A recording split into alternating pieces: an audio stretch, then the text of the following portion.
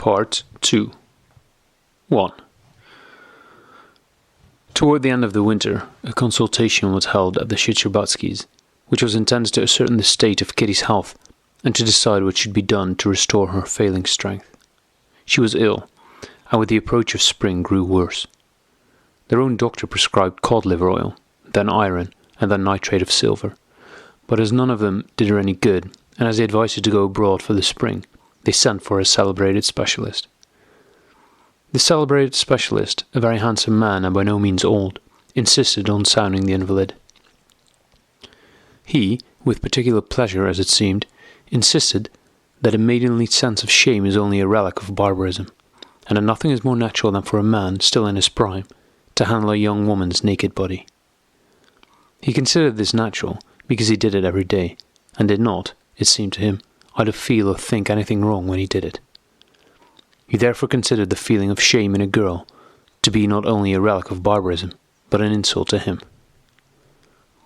They had to submit, for although all the doctors studied in the same schools and from the same books and knew the same sciences, and though some said that the celebrated man was a bad doctor, at the Princess Shcherbatskaya's and in her set, it was for some reason assumed that he alone had a quite special knowledge, and he alone could save Kitty. After having carefully examined and sounded the agitated invalid, who was stupefied with shame, the celebrity, having carefully washed his hands, stood in the drawing-room talking to the prince. The prince frowned and coughed as he listened to the doctor. As a man who had lived in the world and was neither stupid nor ill, the prince did not believe in medicine, and in his heart was vexed at this farce, especially as he himself was probably the only one who thoroughly understood the cause of Kitty's illness. What a windbag, he thought, as he listened to the celebrated doctor's chatter about Kitty's symptoms. The doctor, meanwhile, found it hard not to show his contempt for the old fellow, and with difficulty descended to the level of his comprehension. He saw that it was a waste of time to talk to him, and that the head in this house was the mother. It was before her that he meant to spread his pearls. Just then, the princess entered the room with the family doctor. The prince moved away, trying not to show how absurd he thought the whole farce. The princess was confused and did not know what to do. She felt guilty toward Kitty. "Well, doctor, decide our fate," she said. "Tell me everything." "Is there any hope?" she meant to ask, but her lips trembled and she could not utter that question, and only added, "Well, doctor?" "In a moment, princess. I will just have a talk with my colleague, and then I shall have the honour of giving you my opinion." "Then we had better leave you?" "As you please." The princess left the room with a sigh. When the doctors were alone, the family doctor began timidly to express his opinion, which was that a tuberculous process had begun, but, etc. The celebrity listened, but in the midst of the speech looked at his large gold watch. "Yes," said he, "but—" The family doctor stopped respectfully in the middle of what he was saying. "We cannot, as you know, determine the beginning of a tuberculous process. As long as there are no cavities, there is nothing definite to go by. But we may suspect it, and there are indications, a bad appetite, nervous excitability, and so on. The question is this: when a tuberculous process is suspected, what should be done to nourish the patient?" "But you know in these cases there is always some hidden moral cause," the family doctor allowed himself to remark with a subtle smile. "Yes, that goes without saying," replied the celebrity, and again looked at his watch. "Excuse me, has the bridge over the Yauta been repaired, or has one still to drive around?" he asked. "Oh, it has been repaired. Well then, I can get there in 20 minutes.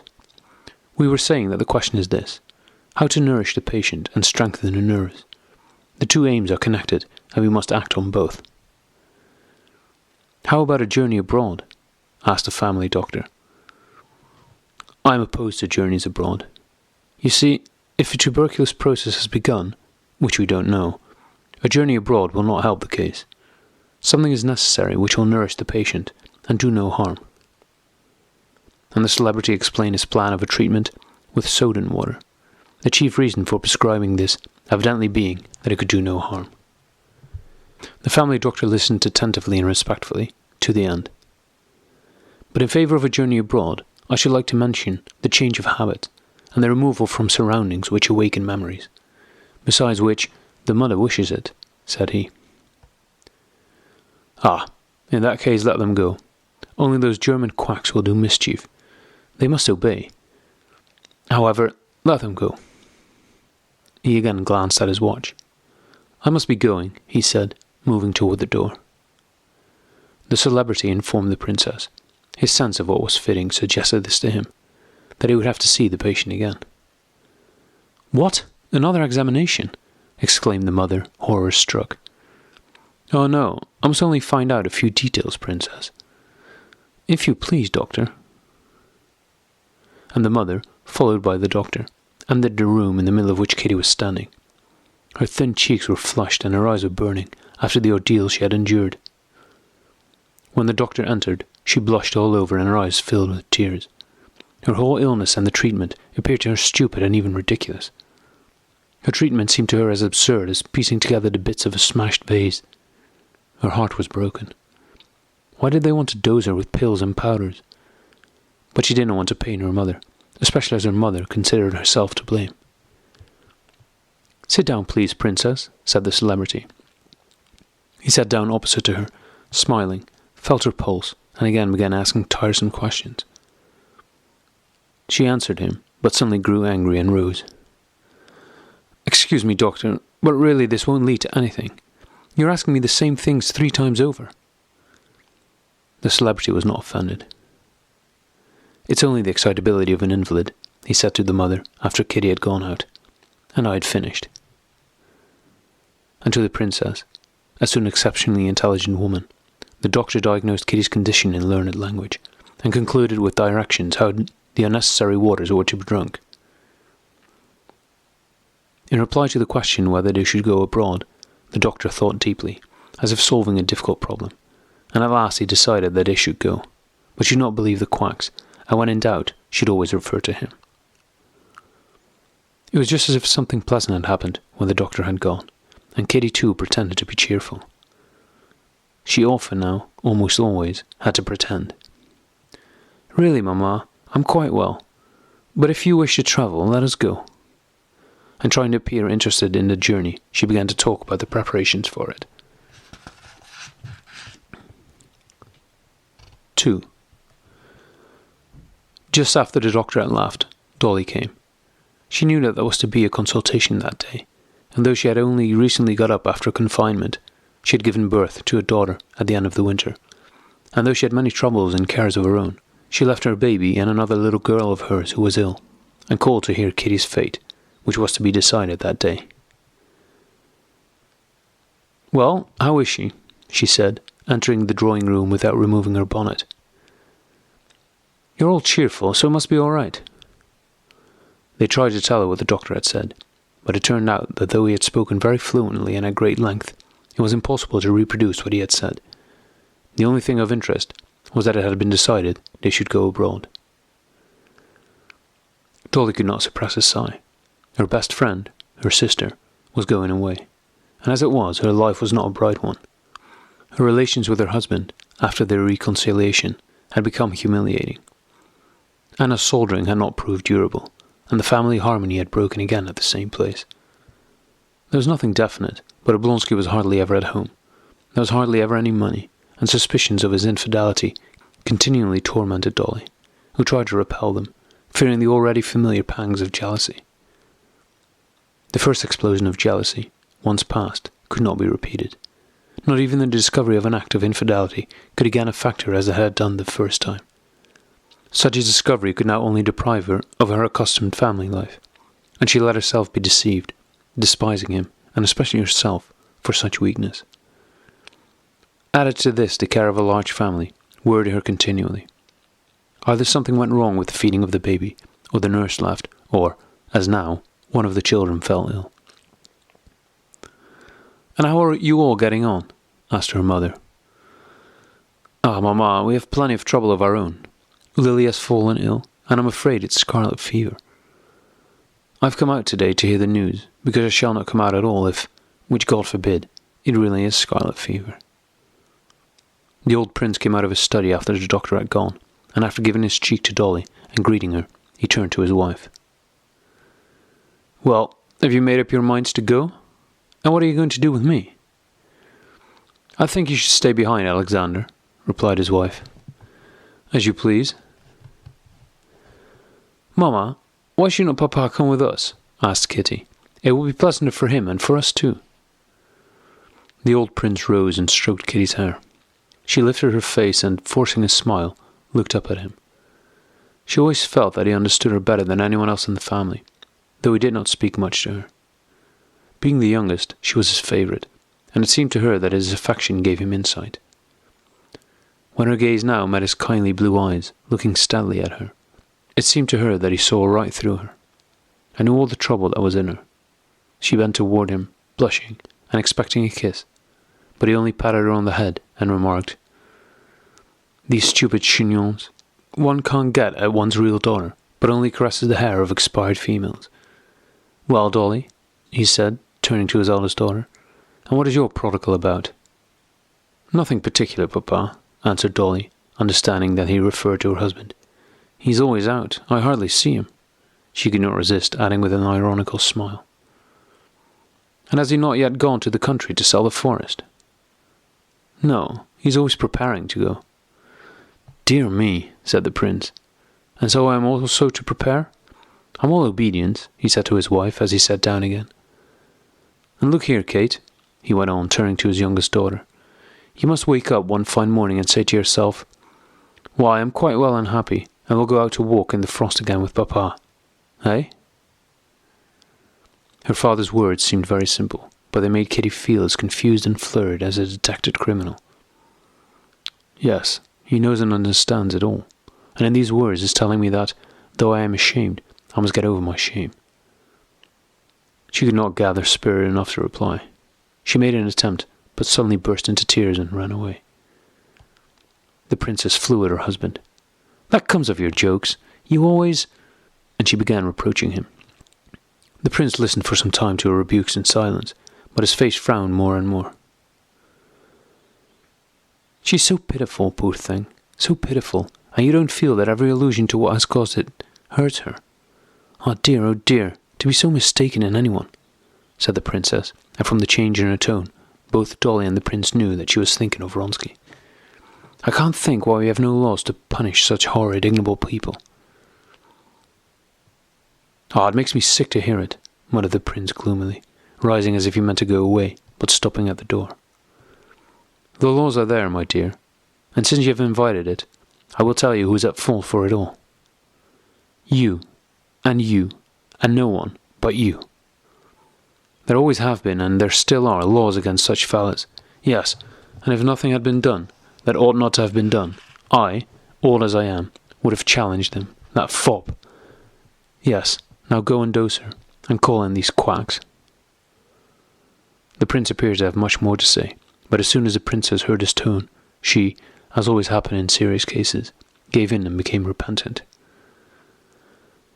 Alexander, she whispered, moving nearer and bursting into tears. As soon as she began to cry, the prince quieted down and came up to her. That will do. You suffer too, I know. It can't be helped. There's no great harm done. God is merciful. Thank you," he went on, no longer knowing what he was saying, and after responding to his wife's wet kiss, which he felt on his hand, he went out. When Kitty, in tears, had left the room, Dolly, with her motherly habit of mind, at once saw that here a woman's task lay before her, and prepared to fulfill it. She took off her bonnet and, having mentally rolled up her sleeves, prepared for action. While her mother was attacking her father, she tried to restrain the former as far as filial respect permitted. When the prince flared up, she kept silent, feeling shame for her mother and tenderness toward her father, because of his immediate return to kindliness. But when her father left the room, she was ready for the chief thing needful, which was to go to Kitty and comfort her. "I wanted to tell you something long ago, Mamma. Do you know that Levin wished to propose to Kitty when he was here last? He told Stephen." "Well, what of that? I don't understand." "Perhaps Kitty rejected him. Did she not tell you?" No, she told me nothing about either. She's too proud. But I know it is all because of that. Yes, and just imagine if she refused Levin, and she would not have refused him if it had not been for that other. I know. And then, the other deceived her so dreadfully. It was too dreadful for the princess to think how much she was to blame in regard to her daughter, and she grew angry. Ah, I can't make anything out.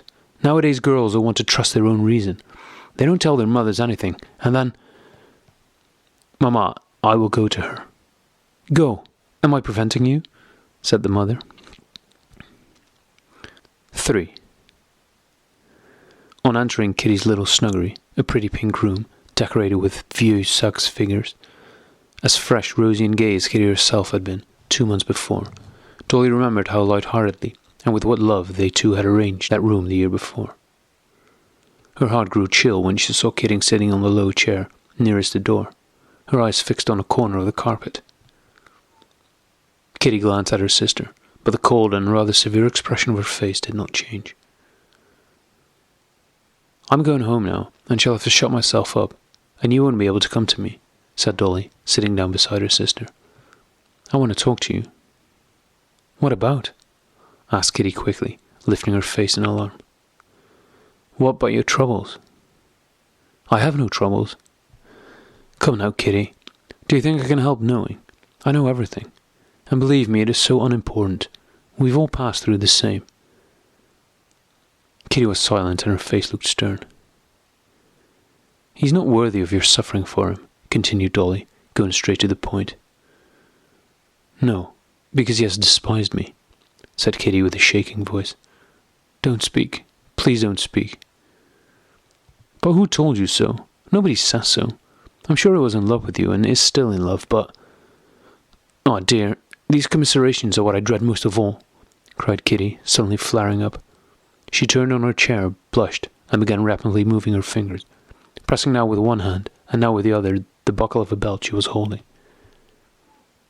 Dolly knew her sister's habit of fingering something when she was heated, and she knew how apt Kitty was to forget herself when in a passion, and to say much that was unpleasant, and had better not have been said. She tried to pacify her, but it was too late. What do you want me to feel? What? Said Kitty quickly. That I was in love with a man who wouldn't have anything to do with me, and that I'm dying for love of him? And it's my sister who says that to me. My sister who imagines that she sympathizes with me. I don't want this commiseration and hypocrisy.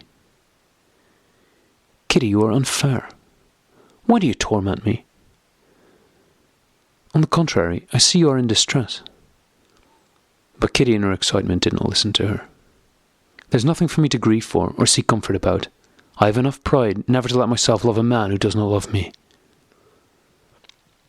But I'm not suggesting it. Only, tell me frankly, said Dolly, taking her by the hand. Did Levin speak to you?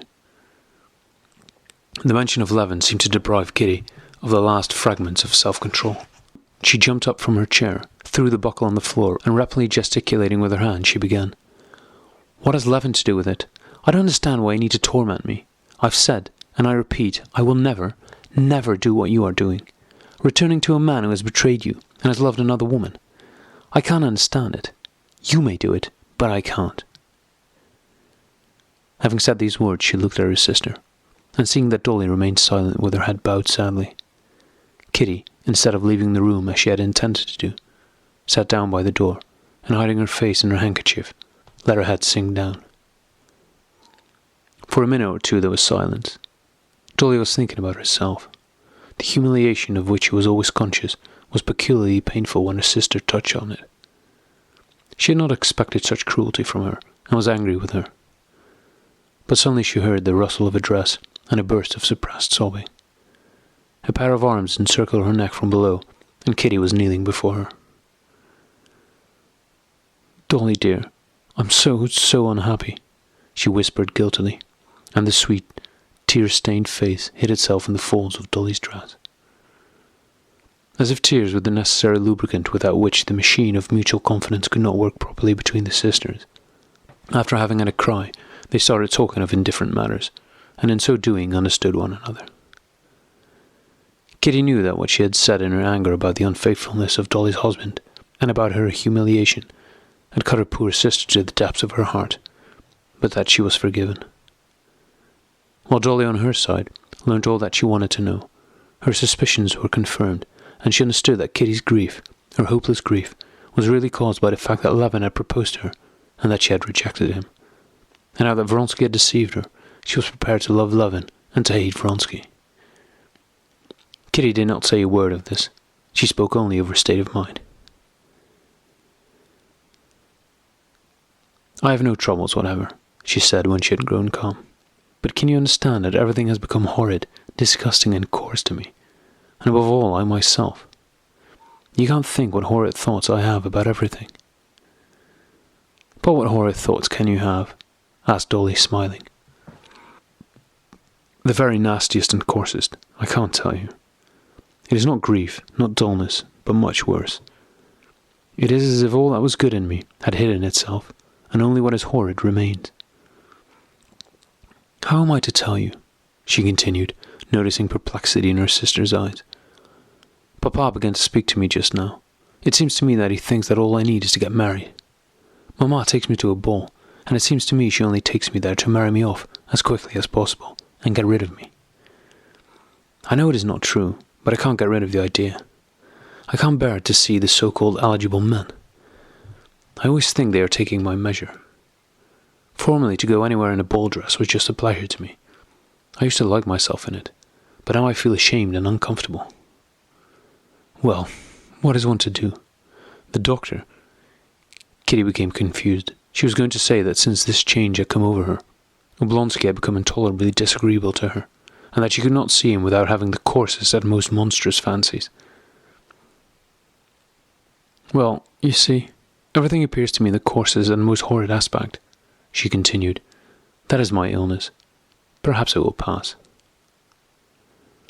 But don't think—" "I can't. I only feel comfortable with children, only in your house." "What a pity you can't come to see us." "But I will come. I've had scarlet fever, and I will persuade Mamma to let me." And Kitty insisted on having her own way, went to her sisters, and nursed the children all through the scarlet fever that really attacked them. The two sisters nursed all the 6 children successfully through the illness, but Kitty's health did not improve, and in Lent the Shcherbutskys went abroad.